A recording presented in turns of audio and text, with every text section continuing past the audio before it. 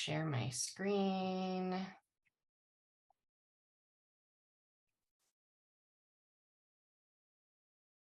All right, I'm going to give my remarks so that we can get started with that. Hi, everybody. I'm Samantha Johnston. I'm the Executive Director and Curator here at Colorado Photographic Arts Center.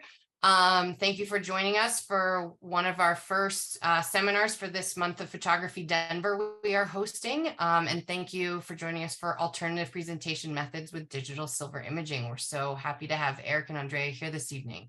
Before we get started, I just wanted to give a big thank you to our platinum sponsor, the David and Laura Mirage Foundation, our gold sponsors, Sony, Mike's Camera, and Visit Denver, our bronze sponsors, Digital Silver Imaging, Freestyle Photo, Zing Credit Union, and CAEA. And of course, our media sponsor, the Colorado Sun. And another big thank you just to the National Endowment for the Arts, Bonfils Stanton Foundation, and SCFD, who all, among many, support the 2023 Month of Photography Denver Festival. If you are in Colorado or in Denver, please visit our website, and I will throw that in the chat in a minute. It's denvermop.org for the most up-to-date festival events. And you can pick up a printed guide here at CPAC, which is basically the headquarters, and see our show if you're in town. We have so many great events happening, and if you're not signed up for the newsletter, again, I'll throw that link in the chat as well. Please subscribe. We are sending updates out every week. This is, as I said, the first of our free seminars. We will have another in-person one next week, and the week after that, 2 weeks after that, we will have one with Analog Forever. So that one will also be online. Then one next week will be with Eric Joseph in person. For today's programming, Megan and Andrea will be managing the chat and attendance. For attendance, we are taking it for grant funding. So if you could please put your name, you can click the 3 dots in the corner of your picture and adjust your name. That would be great. Just makes it a little easier. During the presentation, if you could please mute yourself, but once we get to the Q&A, you're welcome. This is set up as a meeting, so you're welcome to unmute yourself to ask a question, or you can type a question into the chat. The presentation this evening is being recorded, and it will be on Digital Silver Imaging's YouTube channel. I will let Andrea answer when that's going to be up. And I want to a huge thank you to Digital Silver Imaging for all of their support and sponsorship. And we're so excited to have Eric and Andrea talk this evening. And I'm going to let you two take it away. All right. So welcome, everybody. I'm out in Boston, so that's why I'm wearing a vest. It's still a little chilly out here, but it's nice. So nice to see so many people join us. And my business partner, Andrea, is based in Denver, but he's up in Vail getting ready to go skiing tomorrow. So that'll be cool. So I just want to give you a little background. I'm in the back of the lab at Digital Silver Imaging. We were a company that started in 2008. We've expanded. We now have approximately 4,000 square feet for production space. And we started out primarily as printers, and specifically our unique part was being able to make silver gelatin prints directly from digital files. So I'm just going to show you a print of that just so you understand it. This is a real silver print. It's by Herbie Green. It's the Grateful Dead with Bob Dylan. But the beauty is this was exposed with a laser enlarger and then processed in liquid chemicals. So you get the best of both worlds. You get control of digital, and but with an analog output. Same print that we did for Herbie, but we sepia toned it, literally in chemicals, in trays, so that you actually then get a more archival print with the toning, but also you add that nice kind of chocolatey brown tone to your silver gelatin print.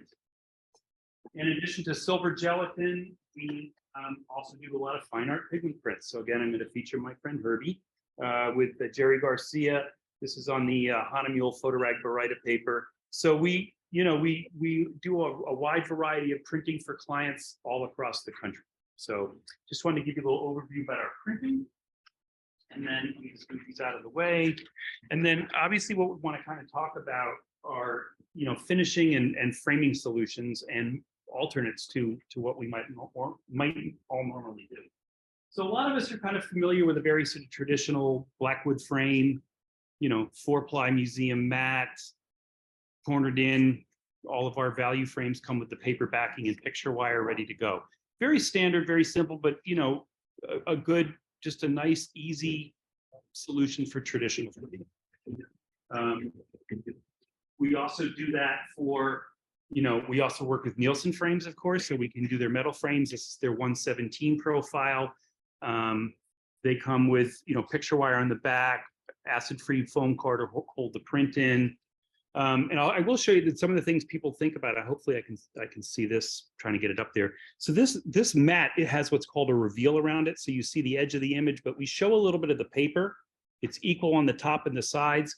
And what we did is we extended the reveal on the bottom. So there was a place for my signature and the title of the image. So that's something to consider if you are matting and framing stuff, is whether or not you are going to have a signature on the front and how you might display it.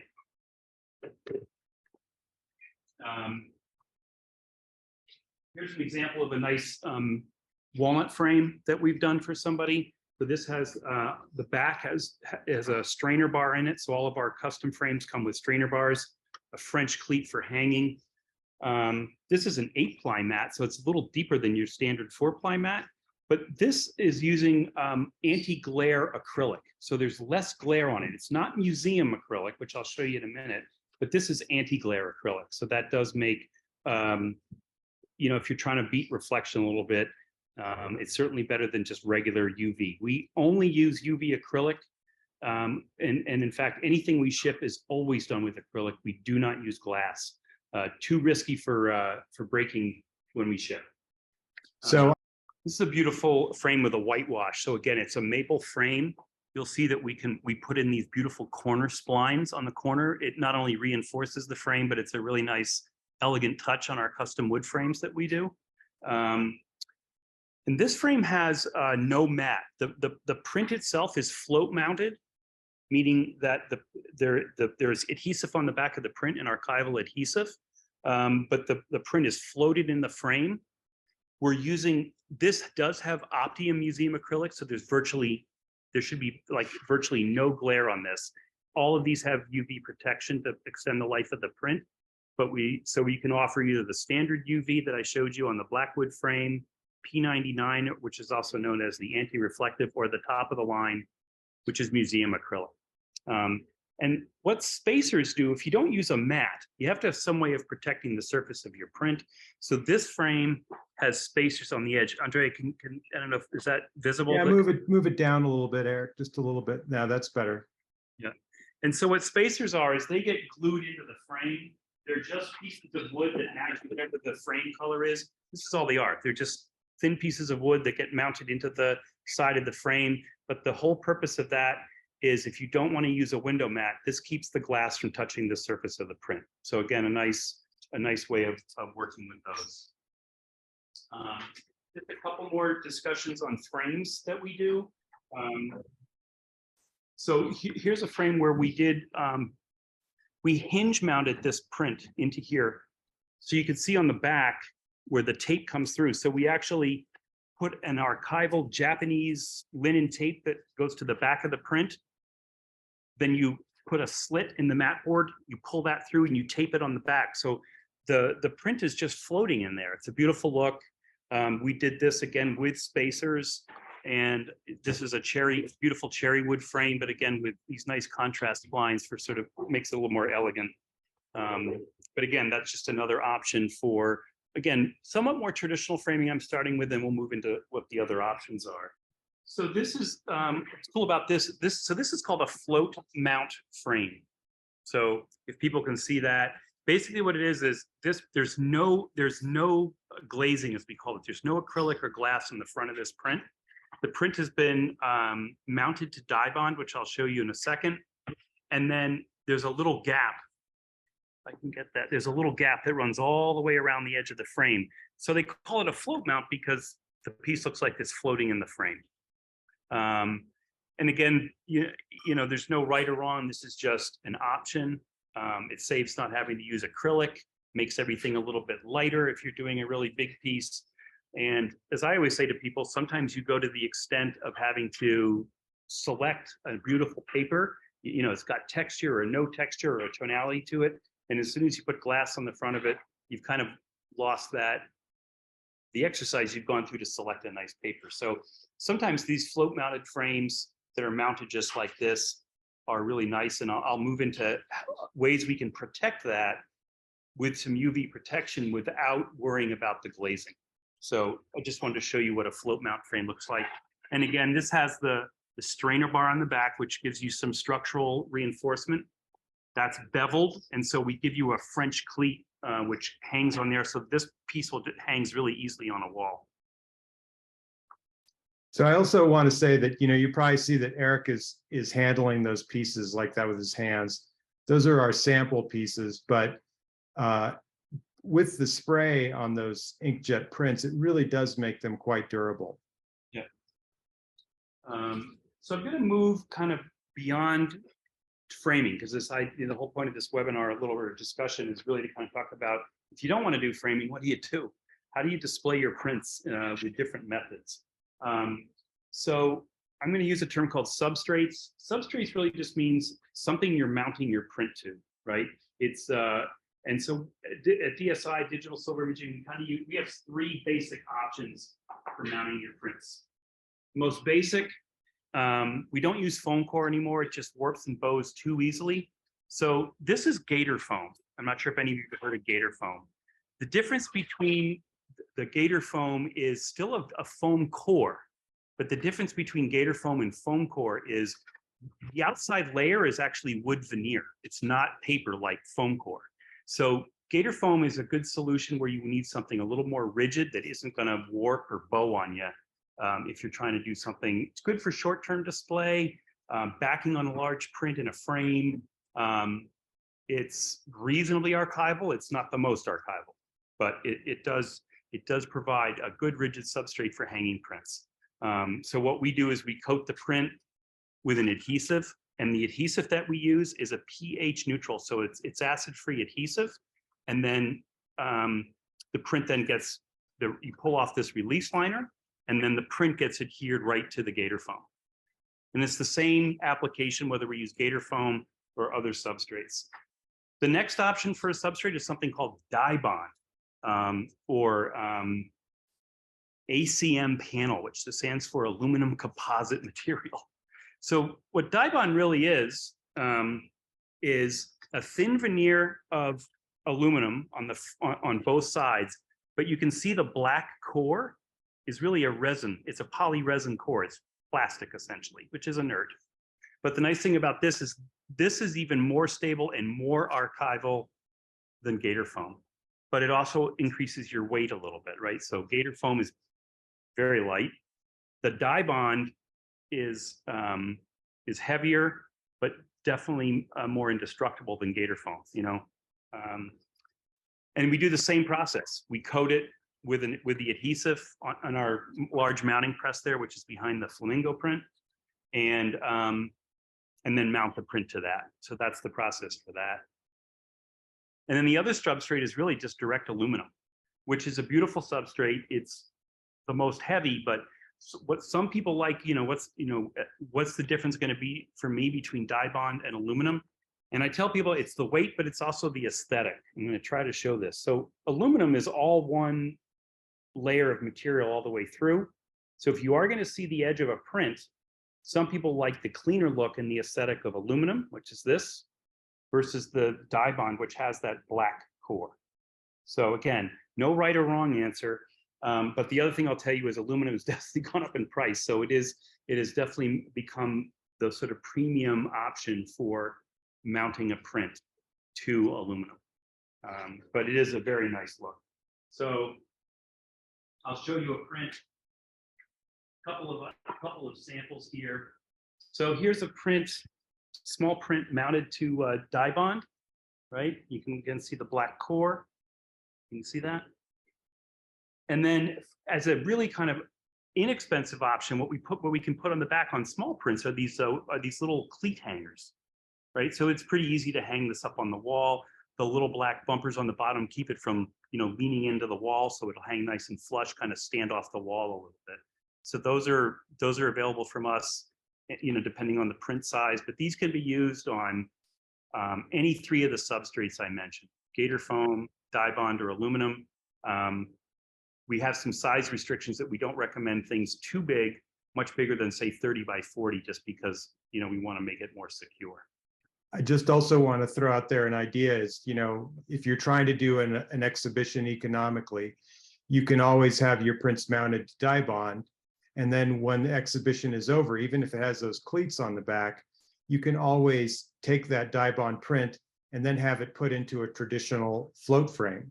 So, in a way, you don't have to do your whole exhibition with very expensive wooden frames or aluminum frames, but that's kind of a nice compromise there. Here's a print mounted to aluminum on a matte paper. All right, so again, this has the cleaner edge. It's all aluminum, which is really beautiful. And then we also then have these aluminum channels that we put on the back for hanging. So this is a 3/4 inch channel. We can use that up to prints that are about 20 by 30. Anything larger, we go to a 1-inch thick channel. And you'll see the top has this little thing. It's a flange for hanging down. So this is how you can hang the print. Smaller prints, if you want, you could literally put 2 screws in the wall and hang it right on there with the flange. Or larger prints, we always provide that French cleat. And I'll have to go grab one in a minute. I thought I had one here, but a French cleat fits up in there and the cleat gets screwed to the wall and it's really easy for hanging and straightening things out. Yeah, so Stephen asked a question in the chat, Eric, about the adhesives and the sprays and about their archivalness. And everything that we use is archival. It's acid-free. And the only exception to that would probably be, and correct me if I'm wrong, is face mounting to plexiglass. No, that's that UV adhesive is archival as well. So everything that we use is archival. And you are correct that in the beginning, back in the day when people were just starting to use the sprays, a lot of them weren't archival. A lot of them were just repurposed from other industries, like Krylon used to repurpose a lot of their sprays, but now it's a lot better. So Bonnie was great. Bonnie just brought me a French cleat. So this is what a French cleat looks like. You can see it's got a bevel on it. So you hang this on the wall, the bevel goes facing out like that. And then I think this is gonna be a little wide for this, but it fits right up into the bevel. So when you go to hang it on the wall, you can slide the print back and forth to get it centered. But once you level this on the wall, it's really easy to hang a print. And these are only available on either our custom frames, not the black wood or the Nielsen frames, or anything that we do where we mount with those aluminum channel on the back with the flange. So we would provide that for you. And then, yeah, just to confirm on the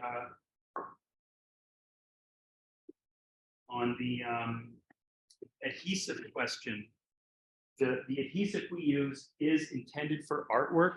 It is pH neutral, so it is acid free. So that does provide the barrier when we mount the print to the substrate. That always provides the acid free barrier between the back of your print and whatever we're mounting to. So I hope that answers that question. And we're going to go into spray in a little bit, just to we'll kind of clarify how that works. So once you've mounted the print, as we said, you could hang it just like this on the wall, or the other methods I told you about. There are some other options as well that we do, which are face mounting. So face mounting is kind of a really interesting process. This print is, we have to print on a very smooth paper. So we typically use a photoglossy paper. The reason being is that when you adhere the front of the print to the acrylic, you need as smooth a surface as possible so you don't get air bubbles. So it's a waste of money to select a fine art print. We just use a really good Ilford Gallery smooth glossy photo paper. The adhesive this is a sandwich. You have acrylic. This is gonna be really hard to see probably, but there's acrylic. Then on the back of the acrylic goes an optically clear adhesive that has UV protection in it. Then the print, then the pH neutral adhesive on the back, and this print is mounted to aluminum. So it's literally 5 layers. The aluminum, adhesive, print, UV clear adhesive, and then the acrylic on the front. And as I said, this one is using the P99 anti-glare acrylic. so that it really helps minimize reflections. So Eric, I have a question about that we got in the chat, which is, what about face mounting to a silver print? We have tried it to the resin coated paper that we use, not the fiber paper, and it's unfortunately it's not worth it. And it doesn't, and it's because there is a little texture to the fiber print.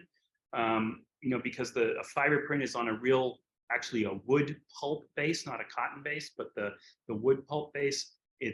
We've tried it. It doesn't work. Yeah, and fiber papers, they expand and contract a lot. Yeah. So that's also another problem with face mounting a fiber print. And Stephen asked in the chat what the adhesive is called. I don't know what that's in reference to, Stephen. So maybe if you could put that back in the chat, we can get that answered for you. Brand name, we use a company on the East Coast called Quality Mounting and Laminating, and they make the adhesive, and it is specifically designed for artwork. It's their pH neutral Instabond material that they call it. So hopefully that helps.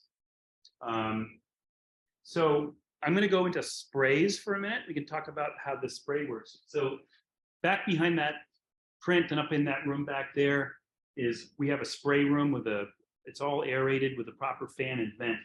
And Hahnemühle makes a UV spray. For the general public, it's available in a can, an aerosol can. So if you're doing all this on your own and you want to go out and talk to Freestyle or anybody else, you can buy the Hahnemühle cans. It stinks. You got to use it in a well-ventilated area or have a spray room. What we have switched to get away from the aerosol cans is we have a special spray gun. And so we're just putting it into the spray bottle and we're spraying the prints with the Hahnemühle UV spray. And Andrea, maybe what would be helpful, just so if people want to see it, if you could go to the Hahnemühle website and maybe post a link to the UV spray. Sure. But what the spray does, I'm going to show you two images. The spray simply provides a protective UV coating on the surface of the print. And so that if you are doing one of these things like a float frame or some other method that we'll talk about in a minute, you at least are providing some protection to the surface of the image without having to use acrylic, all right? And in our spray room, there's a little arrow here, which is going to be really hard to see. This is an image printed on Hahnemühle Photorag Baryta. So it is a semi-gloss fine art paper. And you can barely tell that this half of the image, the left-hand side, from my left-hand side, is what's sprayed. I can feel a little difference in the texture, but the beauty is you really don't see a big noticeable change in the paper. But I've protected it by spraying it with a UV spray. Matte paper's a little easier to detect, but still, I'm going to bring this way up front. It's literally, you might be able to see a line. Left-hand side of the print is sprayed, right-hand side is unprotected. So what this gives us is an opportunity to keep our prints protected from UV and from some fingerprints. It's not going to prevent scuffing. It's not going to prevent scratching on inkjet prints, maybe by a little, but don't count on it. Inkjet prints are still fragile, but it does provide that UV protection and a little bit of fingerprints and stuff like that. And again, these are both two Hahnemühle papers that we use a lot. The Hahnemühle Agave, really beautiful, relatively new paper from Hahnemühle. It's in their sustainable line. But anyway, two really great papers, two of our favorite papers here at the lab. Half of each print is sprayed just to kind of illustrate the difference. So again, we're using these things as ways of protecting our prints and being able to display them a little differently. So I'm going to show you, don't want to use frames. You're trying to have an exhibition and really want to do it on a budget. There are two different options that we offer. One is, this is a big print, so hold on one second. We can print We can print up to 60 inches wide at the lab on our Canon image prograph printers. This is not quite that big, but here is a 40 by 50.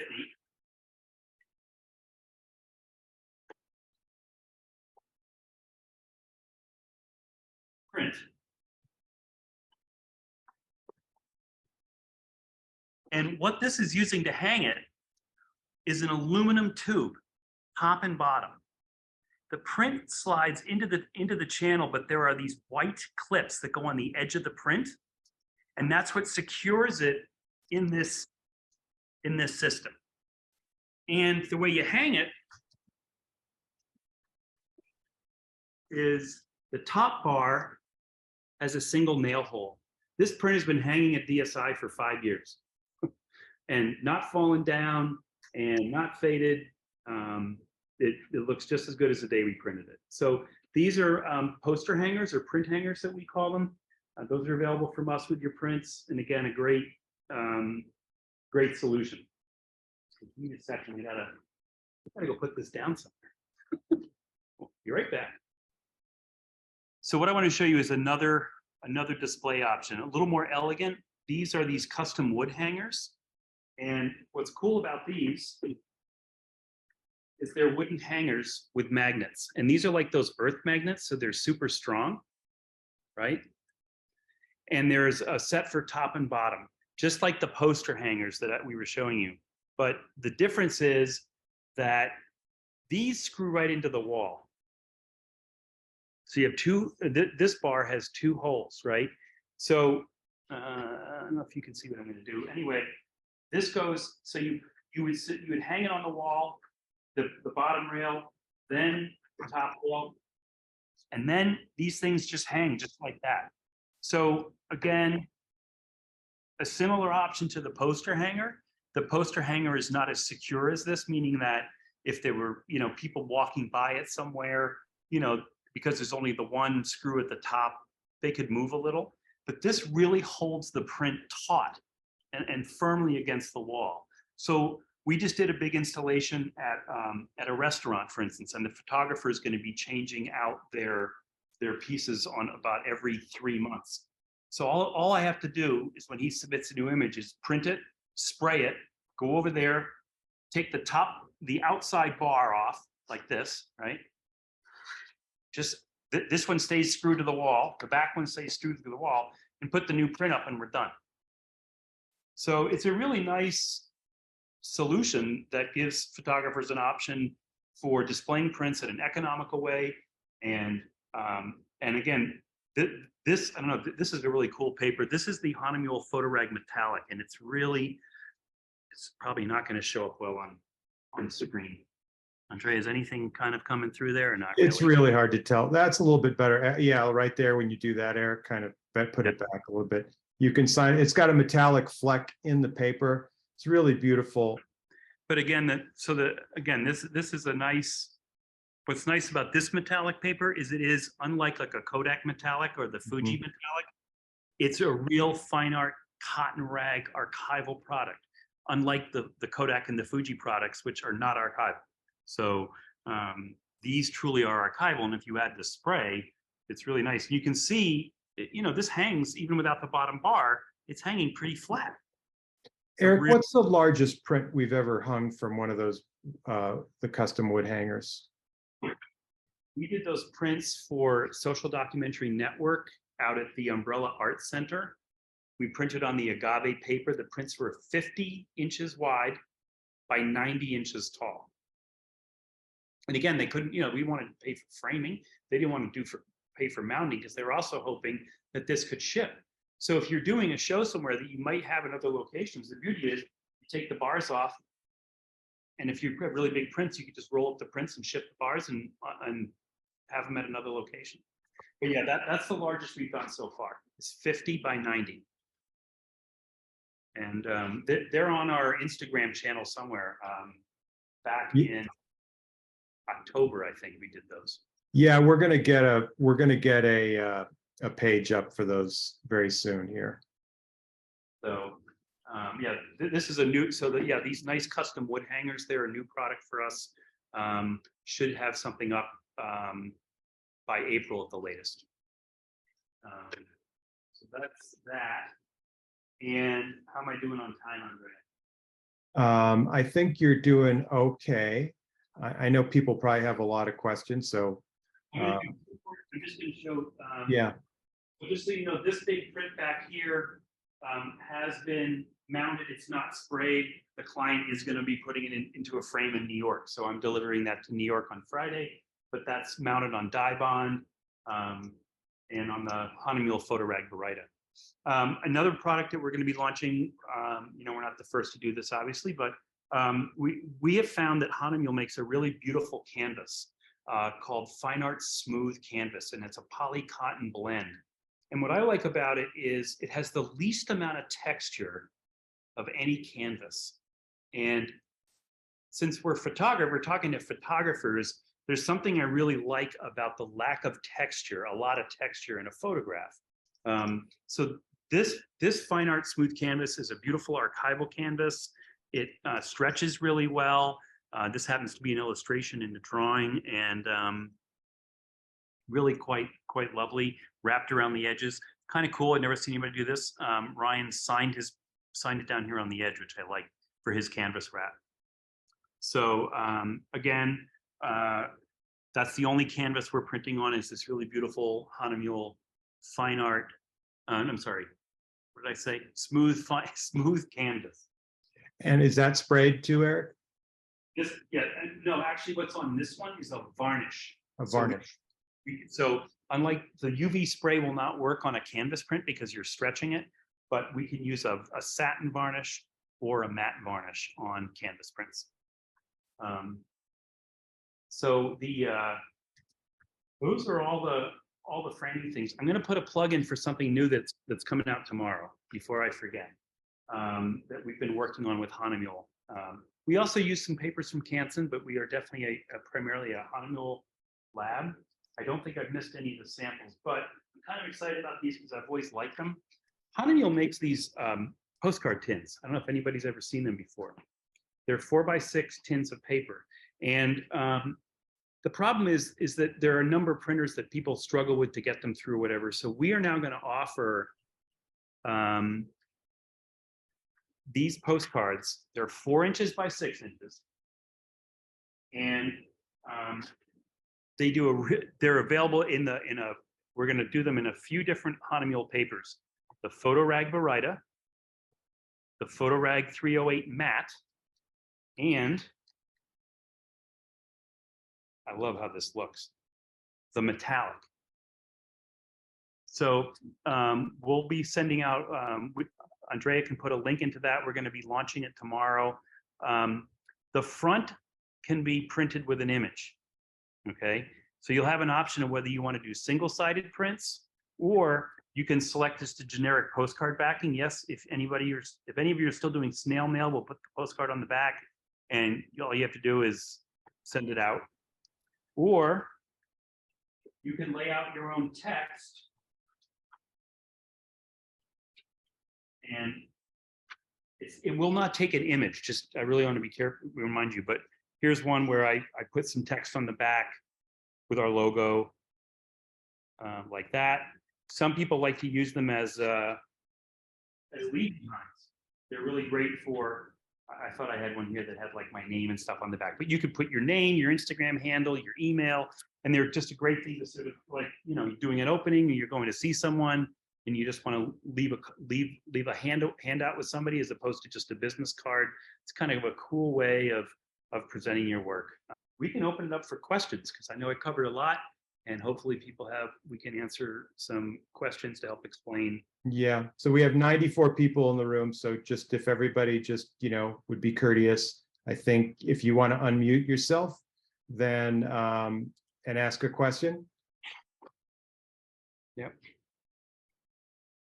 Yeah, and I will say this as my only good advice I gave my kids: if you don't ask, the answer is no.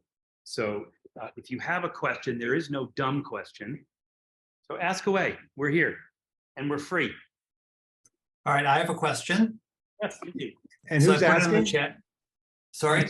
I'm sorry. Could you identify yourself? I should. Oh yeah, sure. Bruce Wilson in the Boston area. So is the float mount frame an economical option for an exhibition? And is it something I could do myself or leave it to the pros? That's a great question. There are some float mount options that are less expensive than the custom wood ones that we could talk about. The biggest challenge, Bruce, is I'm just trying to get the float mount frame out. You know, really the biggest thing is depending on how you mount your, whatever you mount your print to, it has to be mounted to something. Is then just lining it up in here and making sure you use the right adhesive, because it has to go on. This is mounted to die bond on the back, and you know, we use an epoxy, so it's not impossible to do it yourself. It just takes some trial and error. I think especially a smaller print. I mean, Yeah. you could probably, even if you're really great at it, you could probably even get away with a can of spray mount on a piece of, you know, gator. But Yep. it's doable. It's more economical in the sense, Bruce, that you're not then adding on some type of acrylic or glass to the front. So it weighs less, and you're not spending that. And you know, I'm Yeah, a big, when oil prices went up, acrylic went up, and it's never come down. So it's gotten pretty expensive. And do you sell the materials for one to do that, or? no, we unfortunately don't sell materials. You know, if you're a real DIY person, you know, I would say, and I don't know if they do this, but Framers Workshop in Brookline. Oh, I know them, yeah. But I don't know if they do float frames. And you know, but you know, another thing you could do that could be an economical option, Bruce, since you're in the area, and this would go for even people that are in the, you know, wherever you are, is you could bring it to, you know, to a lab like ours, and we could mount the prints for you, and then you could finish the framing yourself. yeah, like You guys are in Denver, right? No, No. we're in Belmont. Oh, Massachusetts. okay. the lab. I'm based in Denver, so it's 7:45 for you and I, Bruce. I don't know where everybody else is, but yeah, Andre is based in Denver, but the lab and all the production is done here in Massachusetts in Belmont. Okay, good to know. Thanks. Who's next? So Fran in the chat asked, do you apply UV spray on the postcards? No, it's kind of hard just because they're so small. I mean, I guess if you wanted to, I mean, none of those were treated, but I guess we could offer it. I hadn't thought about it, but you know, we're like a hands-on kind of place, and if that's something that's important to you, we could talk about doing it. Absolutely. Okay. Okay, Frank Varney. Hi, Frank. Asked a really good question. He said, what do you recommend that is archival for signing your prints? Well, so it's really fun, but Hanemule just came out. We don't sell it, so you'd have to go to like Freestyle or wherever you buy your stuff. Hanemule came out with a really beautiful archival pen and pencil set. So whether you sign the front or the back of the print, you know, front, you could use this archival pen. But the most, I think I have one in this drawer. Hold on one second. Not the Hanemule one, but the regular ones.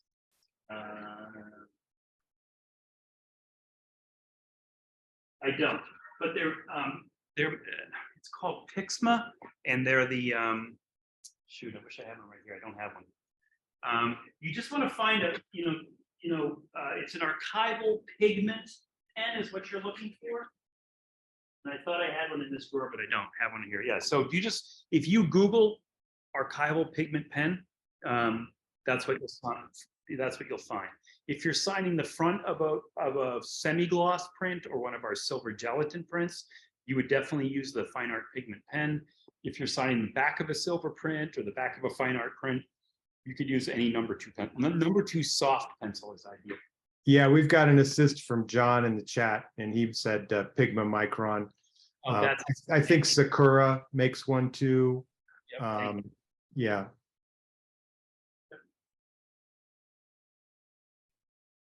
And there you go. Thank you, Stephen.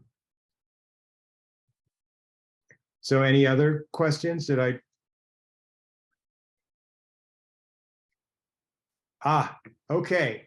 We've got the age-old question here from Seth. Thank you for that one, which is about printing. And Eric, it says, do you provide ICC profiles? No. We No. need that. That's going to need some. I'm Yeah. sorry. That's going to need some explanation.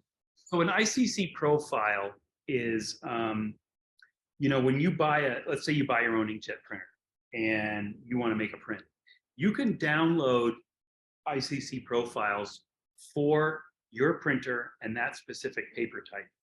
And those are fairly good, broad, general ICC profiles that the paper manufacturer has done by using, some printers. They obviously don't have every printer, so it can be tough, but you can get ICC profiles from different paper manufacturers. So I'm going to see if I have a little sample here. Hold on 1 second. I'm ready.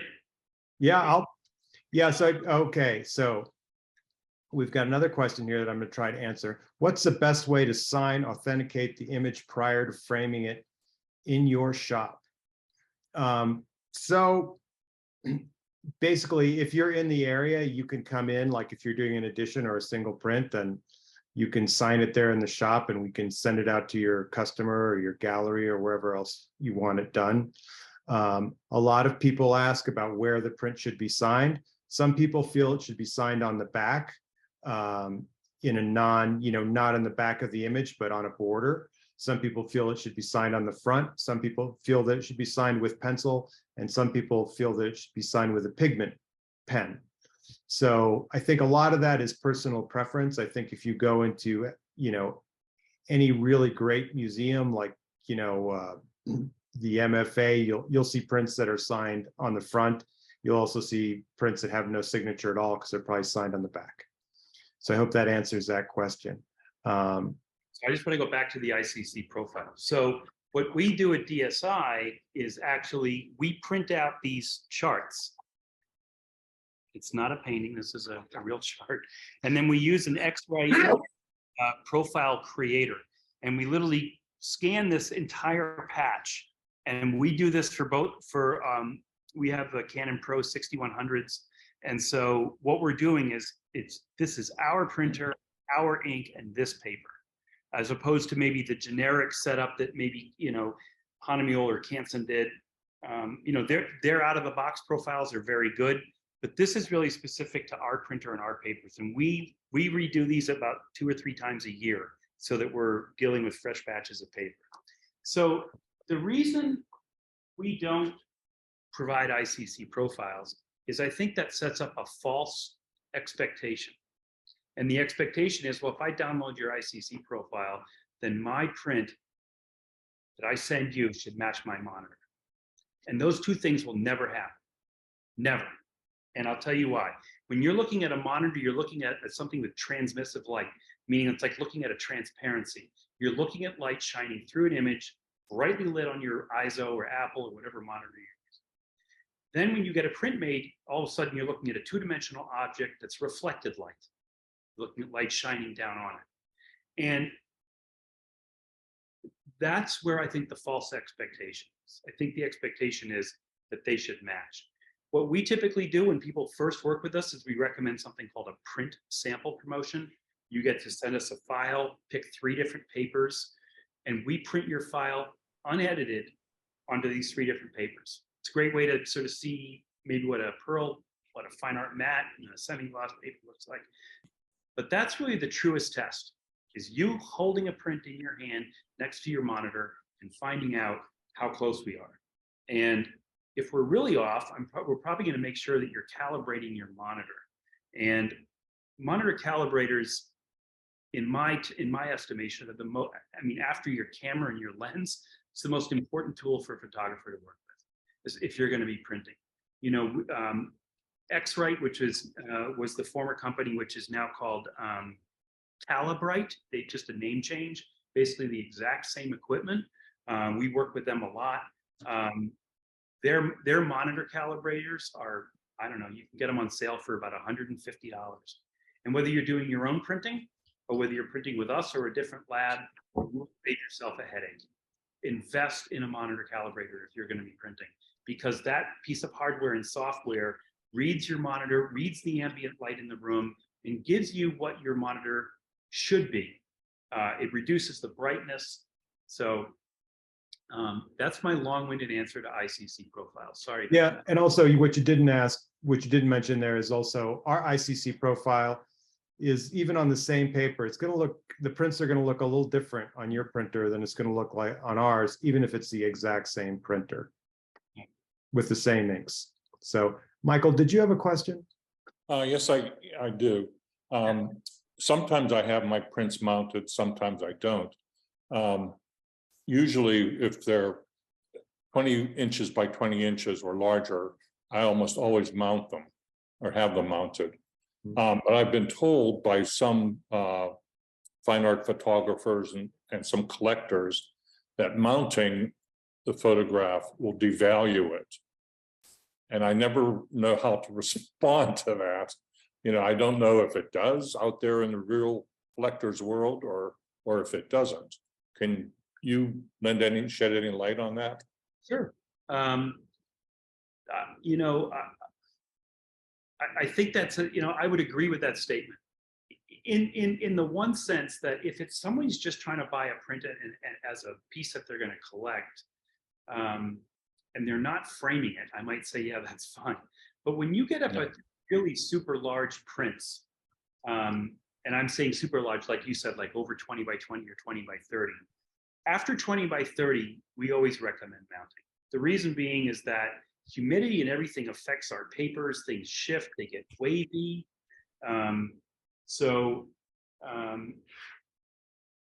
You know, I guess if the person said, I want to buy that print, but I don't want it mounted, I guess he'd make another print, sign it, and then they can do whatever they want with it. But that's my experience when I talk to people. You know, we deal with a lot of people, a lot of different galleries. You know, we print 40 by 60s for people all the time that are being collected in museums. Every one of those is mounted, every single one of them. Yeah, because whenever I haven't had a large one mounted, it usually does get wavy. You know, if the exhibit's up for a month or more. Yeah. You know, and so I really don't know kind of what to do about that. Are they silver prints, Michael? Some are digital. Yeah. Silver print, definitely, because of the substrate that they're on. Meaning a silver gelatin print is the base of that paper is wood pulp, which is very sensitive to humidity. So, you know, if it's really dry one day and then it rains the next day and then it gets dry 2 days later, you're going to see waviness in the print on a dry day, and it's going to hang beautifully flat on a humid day. Yeah, but it also happens with some of my inkjet, you know, prints as well. So I never know. Yeah. So answer, Michael, I would agree that obviously mounting, depending on what you've mounted to, you know, our artists that mount to aluminum or die bond, what they do is they apply a label, or they literally sign the back of the die bond or the aluminum with either with a label or they're signing right on it, just to give it some authenticity. And you know, so I agree with you. It's not, there isn't an easy answer. Question? Yep. Hi, it's Bruce again. It's related to the ICC profiles or color in general. I know this isn't your business, but do you recommend those passport color checkers? I'm starting to do more portraits, and it seems like that would be a nice thing to do the white balance. But those do help. And Andrea, you could, would you post our video on that? We did a really nice video with, was that with Brenda or was that with somebody else? that was with somebody else. That was with, somebody else. But we could post that. We could post that link. They do help because, again, what Bruce is asking about is a kind of a smaller version of this, which is a color checker, right? And what it tells you to do is, if you're working in Lightroom, you take a picture of the color checker in the scene you're working in, right? And then when you go into a Lightroom, you import that photograph, and it kind of helps map all the colors in the scene. So it kind of only helps if you're kind of shooting under one condition. If you keep changing lighting conditions, you kind of need to reshoot it. Sunny, shady, cloudy. I'm taking landscapes. I'm taking. What? Sorry, that was my, I'm looking for that video and that was me. So, so yes, anything, Bruce, that kind of helps you control for color and the variances, because every computer chip is different, everything, all those things are different. So when I talk about monitor calibration or camera calibration, the whole point is to try to control for all the variables as much as we can. You know, I hate to sound like an old fart, but when I worked in the darkroom, if the print didn't look good, I dumped the developer and started over. There were far fewer variables. And as photographers, they face so many variables.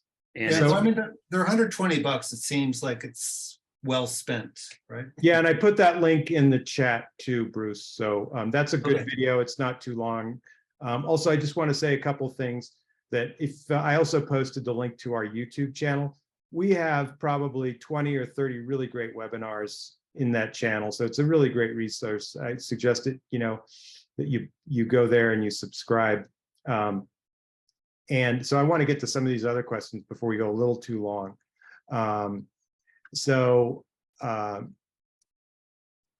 Susan asked, so do you need a machine to apply the optically clear material when mounting to plexiglass? And what is their material to use? And this is a two-part question. And have you ever surrounded a print mounted on aluminum with a tiny profile frame to protect the edges? Oh, it's a three-part question. And 3 is the van with the image capture camera scheduled to come back to Denver again. So I'll start with number 1.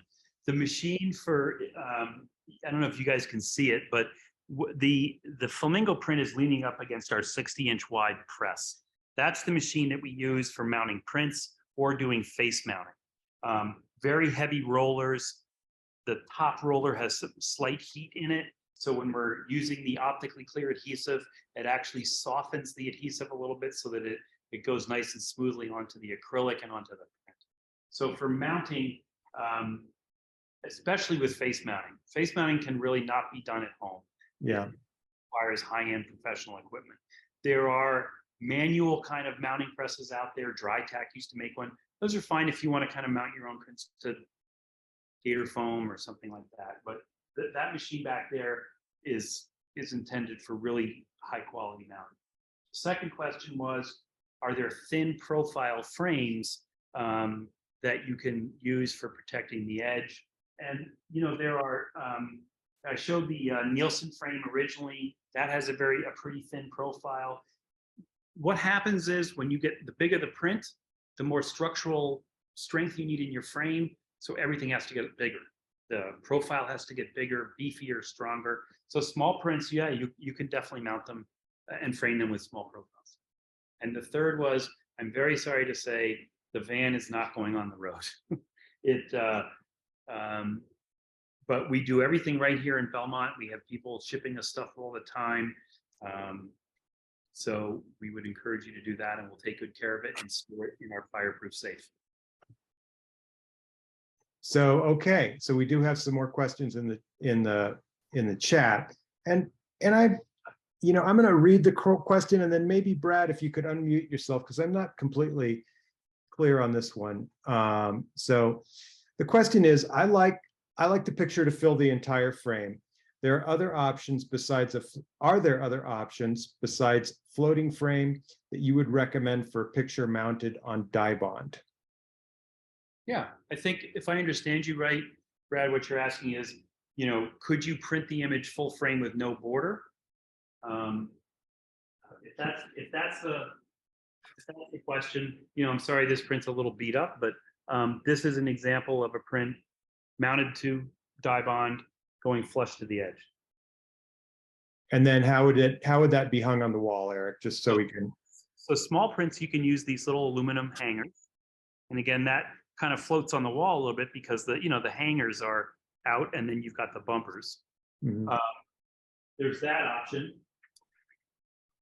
And then there was the other one I showed you. Where's that go? So, Eric, did you answer while you're looking for that, I'm going to go jump back to I'm just gonna say, 'cause this one with that aluminum tubing frame we talked about in the back, and that's what supports this. right. So smaller prints, and I said we don't really like to go, depending on what substrate you mount to. Gator foam, because it's light, we could do a 30 by 40 with those little aluminum hangers that I showed you on the other print. But when you get to die bond and aluminum, and you get much bigger than 20 by 30, we're going to recommend you do something like this, just for security. And did we answer the part of, I just want to make sure we covered this, I might have been typing, of Susan's question about protecting the edges of the print mounted to die bond? Yeah, she said, is there a small, thin profile frame? And I just said, as long as the prints are small, you could use a Nielsen kind of a metal frame for doing that, or things like that. Yep. Okay, so there's another question that came further back in the chat from Alexander. This is a good question. What would you recommend for an outside exhibit where wind rain can be an issue? You talked about some economical options for exhibitions, but wind and rain is always a concern, even when photos are exhibited in a closed tarp tent area. We are the experts on this, Alexander, because we have printed a lot of exhibitions for Photoville in Brooklyn, which are in containers, and it gets quite rainy and windy there. Yeah, so I think there are two options. One is if it's in a protected space like a shipping container, like the ones we do for Photoville. And for that, what we've done for them is we print on a luster paper, and we've switched over recently to the Ilford Gallery Smooth Pearl, which I love. It's a beautiful paper. It's pretty heavyweight. And we've mounted prints to mostly in Gator in those situations, for the reason that they're in shipping containers and they're probably going to get beat up. So that's one option. If you're literally talking about having stuff outdoors, like you've seen, like Photoville has done, like the Fence Project, those are usually printed on different types of printers than inkjet printers. They're very large printers, and there are a variety of substrates you could print on. We do not do that here.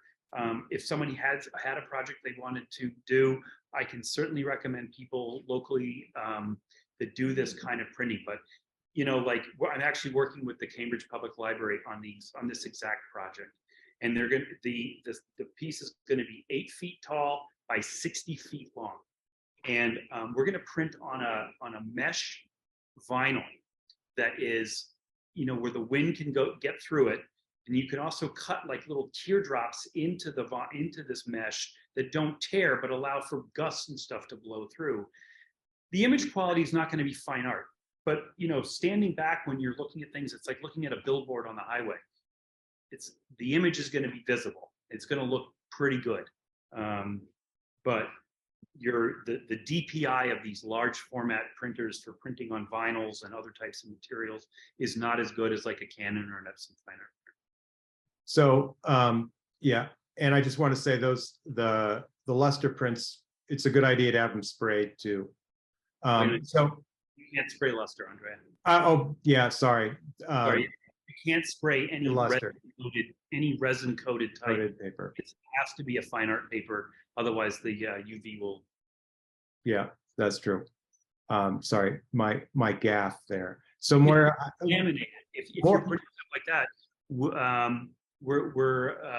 we've been exploring a new type of laminate. So a lamination is like a thin layer of protection that can be, again, would go through our big press, and it laminates the surface of the print. Not like your driver's license that's rigid or something like that, but allows you to roll the prints and do all that with it. And we did a big project for Seven Foundation at the U.S. Institute for Peace, where everything had to be laminated. So yeah, Maura has asked 2 questions, and I haven't answered either one. So I'm going to try to answer this one. She asked about, and I'm just going by memory here, so forgive me if I get it wrong. She asked about a lot of call for entries request wire hanging on the back. So like if we have the channels on the back of the print, how would we deal with that? Oh, you mean like the Esto stuff? Oh, like that? Like a wooden frame? No, no, like the aluminum stuff, Eric. Oh, That's yes. oh, If you're doing something like this, what we've done is we can actually, this is aluminum, but we can drill right into this with a self-tapping screw and put a little D-ring on either side and run wire for you. So if you had to do this, we could do it. Does that Yeah. make sense? So it would look just like a traditional frame, but we put a D-ring, which is what is on the back of all of our frames. This is a D-ring, right? So essentially, you'd be looking at just this same thing, but screwed into the aluminum. okay. So, all right. So I have a couple more questions here. So, let's see. Typical turnaround for a float mount, 25 by 50 on die bond with wood float frame with UV spray. So I suggest that that you email me directly, or if you want to get a quote, that I can get a quote process for you on that. And I put my email in the chat. It's just Andrea@digitalsilverimaging.com. And I'll put it in there again. ANDREA. So Give you an idea on turnaround time, just because I think that's an important question, and as well. And yeah, we can put our main customer support person is Jen Mawson, and she can be reached at info@Digital Sillver Imaging, but she handles most of that. But in terms of turnaround time, if it's your first time working with us, we always recommend a proof, especially on a print that large. Our proofs are printed on 13 by 19 paper. What we do is we print the entire image, roughly 8 by 10. And then we, in Photoshop, we size the image to whatever the final size is going to be. And we make a strip of the image at final size. So you're going to see the actual pixels and everything as if it were I think you said a 25 by 50. So we would ship you the proof. You could either say, you know, I need to make some adjustments to my file, or you want us to make some adjustments to the file. And if you need another proof, then we would do another proof. And then it kind of depends on where you're located in terms of shipping. So Eric, let's try and hustle through a couple of these questions, or we're going to be here all night. So, which wouldn't be bad. I'm having fun. So here's one from Lisa. She asks, could a 50 by 90 inch print be hung from the wooden print hangers?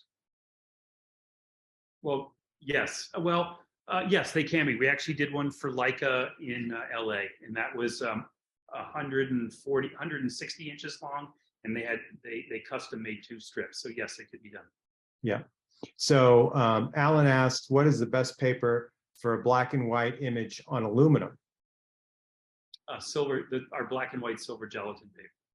And we have also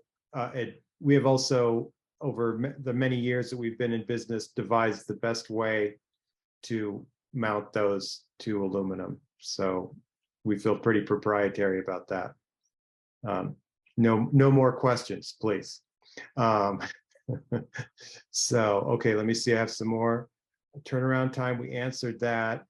Oh, how many 4x6 prints fit in that Hahnemuhle box? 25. 25.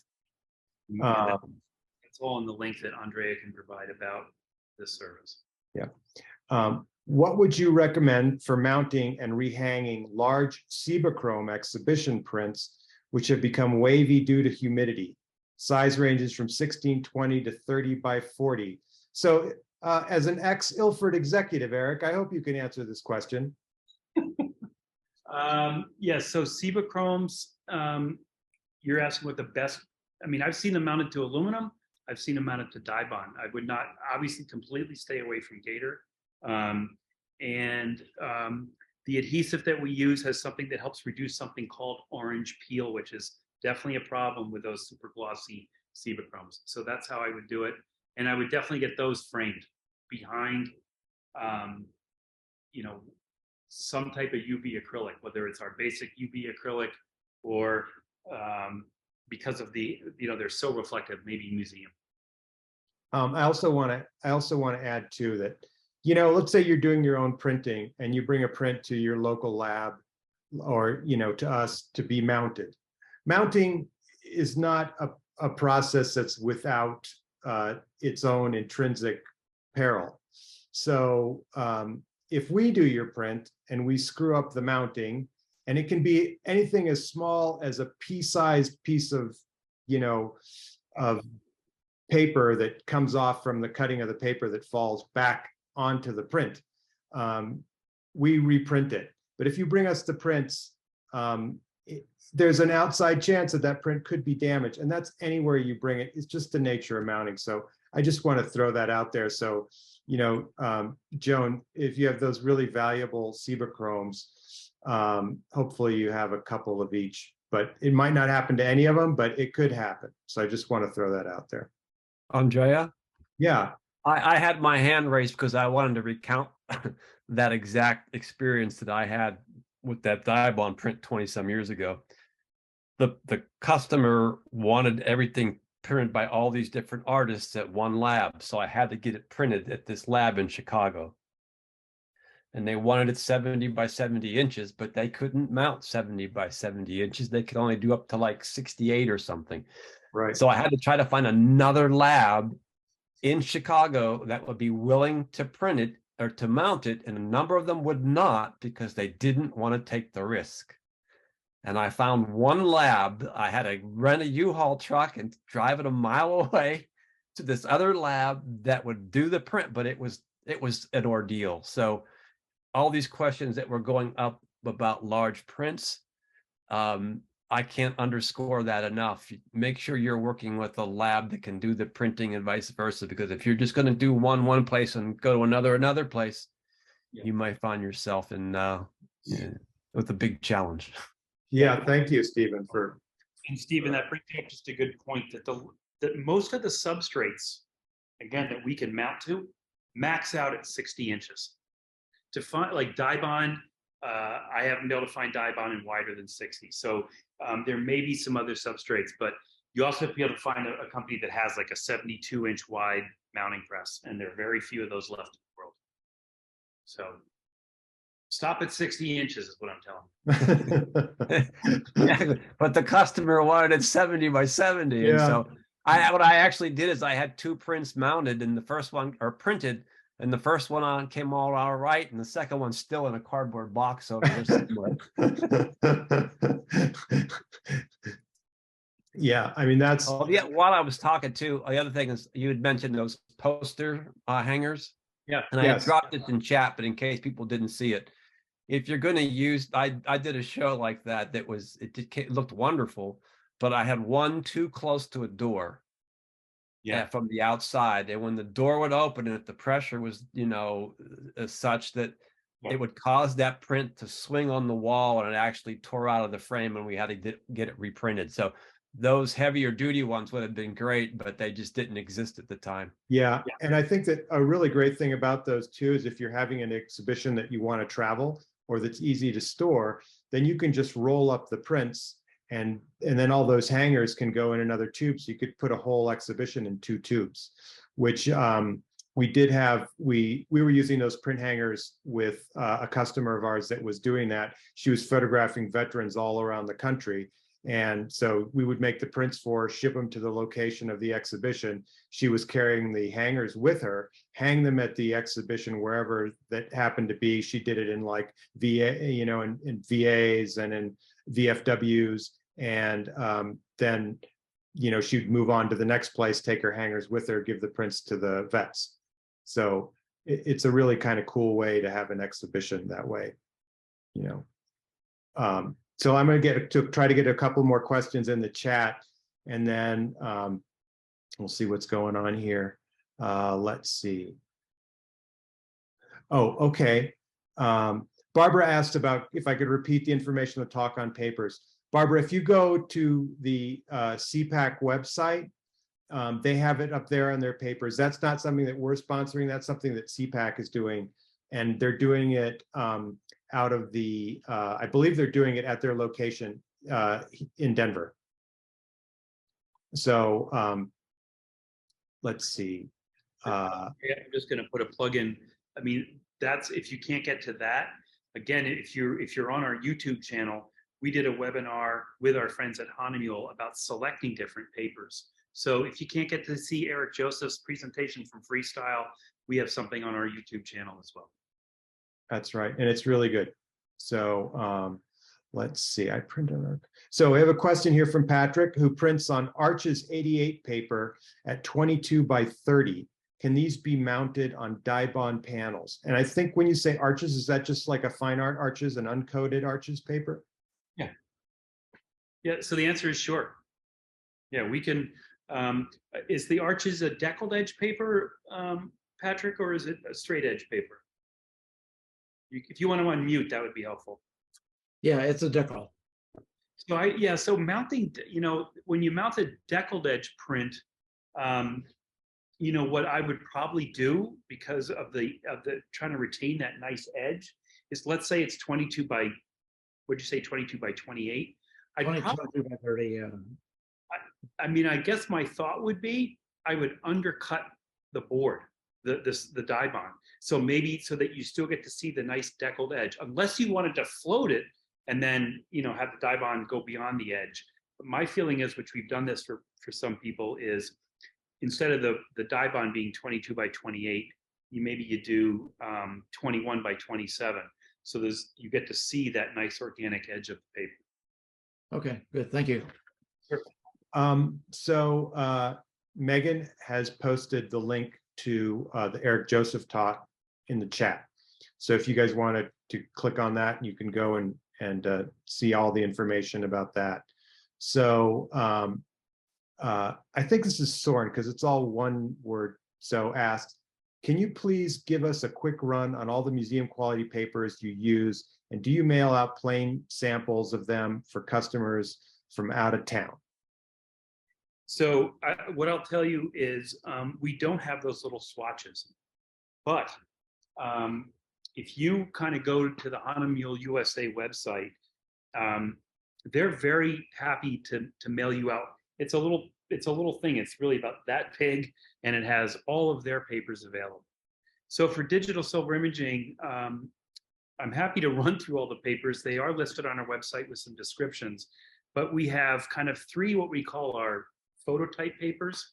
There's an Ilford photo gloss, an Ilford photo pearl, and we now have an Ilford smooth fine art paper. Those are our most economical papers to print on. They're all good papers. They're all going to reproduce photos really well. When you get into the fine art range, we have a series of matte papers and a series of semi-gloss fine art papers. And so those are all on our website too, so I can kind of see you writing, so you don't have to write them down. They're all on our website. And actually, if you send me an email, Soren, to Andrea@digitalsilverimaging.com, I'll contact Hahnemühle for you. I'll get you one of those Hahnemühle sample books. Yeah, you're welcome. No worries. And then what I will say is I'll put a plug in again for our print sample promotion. And Andrea, maybe you post the link to that. Sure. Because, when you're looking at those little swatches, it can help you, but the real value is seeing one of your prints on one of these different papers. So we came up with an idea a number of years ago called a print sample promotion. You send us on the page, you send in one file, and you select 3 different papers. Maybe it's the photo pearl, so you have a photo-based paper. Maybe it's one of the fine art semi-gloss and one of the matte papers, or maybe you want to say, I really want to see what my print looks like on metallic or whatever. So I think that it's under $40, and we send you 3 full frame 8.5 by 11 prints. They're printed on 8.5 by 11 paper. We label the back of each paper so you know which one is which, and then we give you a $25 coupon towards your next order. But the advantage of that is you really get to see, what do my shadows look like? What do my blues look like? What do my reds look like on those different papers? I think Eric, that we're about ready to wrap this webinar up. Unless somebody has a burning question we didn't get to, you can unmute yourself and ask it now. Everybody, go ahead. Oh, I was just wondering, when you do the calibration, do you recommend doing the Adobe RGB? Yes. Okay, and then I had also asked about the panoramics behind you. I was wondering how you frame those. Not and Andrea. Oh, me. Yeah.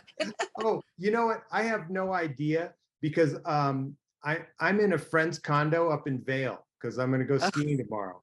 So I feel like a total, degenerate up here while Eric's in the lab working, and I'm just going to have a good time. But no, I don't feel that bad. But is there any glass on those, Andrea, or are they just straight in? No, you know what? This is great. So what these are canvas prints, and they're in a float frame. So there's a border around here, and this is a smooth canvas. And here you can see Vail's iconic back bowls here, where I'm going to be tomorrow. And it's a wood frame. So I was really happy. Just Way to rub it in, Andrea. Thank you. Yeah, you're welcome. We don't even have any snow out here on the east. I don't even know what it looks like. But to whoever asked the questions, here is that print again. That is a panoramic. I hate to tell you, this is from an iPhone 10. Okay, but it's so it's that panoramic mode of an iPhone. But this is printed on a fine art paper. It's sprayed. It's mounted to Dibond. You can see that little gap in between the edge of the print and the edge of the frame. Nice white. This is a nice custom white wood frame. So that's how that one was done. So I think at this point we should probably wrap it up, and I'm gonna have it turned off, Eric. So anyway, thank you everybody for joining us tonight. I really want to thank our friends at CPAC for giving us this opportunity to talk to all of you and share some of what we do here at Digital Sillver Imaging. We're proud of our work. We really enjoy working with people and helping come up with some innovative solutions. So if you've got a crazy question or crazy idea, give me a call or an email. And if I can't figure it out, we don't do it, I'll send you to the right place. And we're going to be at SPE, and you might see me around at MOP events throughout Denver. So if you do, just please come up and say hi and ask me any questions that you'd like. Great. All right. Thanks again. I don't know if Megan, are you still there?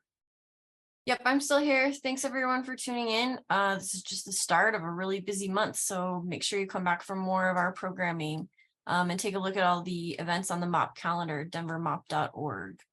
Thanks, guys. And if you have somebody about this webinar, I will say that we'll probably get it up and on our YouTube channel by the beginning of next week. Great. Thanks so much. Good night, everybody. Thank Thanks, you. everyone.